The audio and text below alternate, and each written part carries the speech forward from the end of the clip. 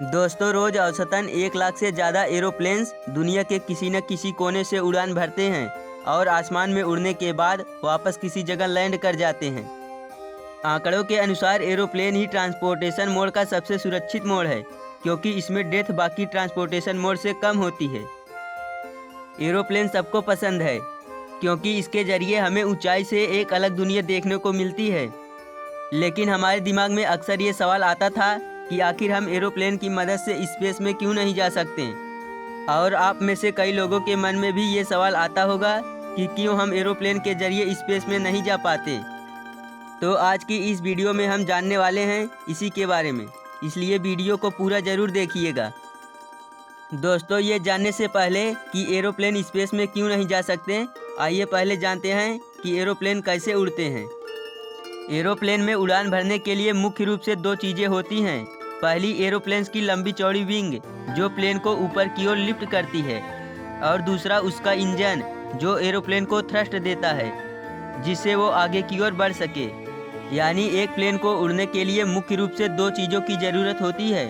Air medium जो plane के wing से टकराकर ऊपर की ओर लिफ्ट कर सके, और ऑक्सीजन जो इंजन को चला सके। ये दोनों ही हमारे एटमॉस्फेयर में मौजूद हैं। आमतौर पर एरोप्लेन्स 45,000 फीट यानी 13 किलोमीटर की ऊंचाई तक उड़ते हैं। लेकिन क्या हम इसके ऊपर नहीं जा सकते? कार्बन लाइन यानी वो अदृश्य लाइन जो हमारे अर्थ के एटमॉस्फेयर तथा आउटर स्पेस को अलग करता है। ये लाइन सी लेवल से 100 किलोमीटर की ऊंचाई को कहा जाता है, और इस लाइन के बाहर यानी 100 किलोमीटर के ऊपर जाने पर आप आउटर स्पेस में होंगे। एक कमर्शियल स्पेसक्राफ्ट इसके आसपास भी नहीं जा सकता, लेकिन कुछ खास तरह के प्लेन इससे हाई एल्टीट्यूड तक जा चुके हैं। 13 अगस्त 1977 में सोवियत के एक पायलट अलेक्जेंडर प्लेन को एक ऐतिहासिक एल्टीट्यूड तक ले गए थे। उन्होंने उस फाइटर प्लेन को सी लेवल से करीब 37 किलोमीटर की ऊंचाई तक उड़ाया था, जो कि जमीन से भरी गई उड़ान का हाईएस्ट रिकॉर्ड है। लेकिन यह ऊंचाई भी कार्बन लाइन की 1/3 है। साल 1963 में एक American pilot Joseph Albert walker ने 3 उड़ानें भरी थी, जिसमें से 2 बार उन्होंने X-15 फ्लाइट 90 और X-15 फ्लाइट 91 के जरिए कार्बन लाइन को भी पार किया था।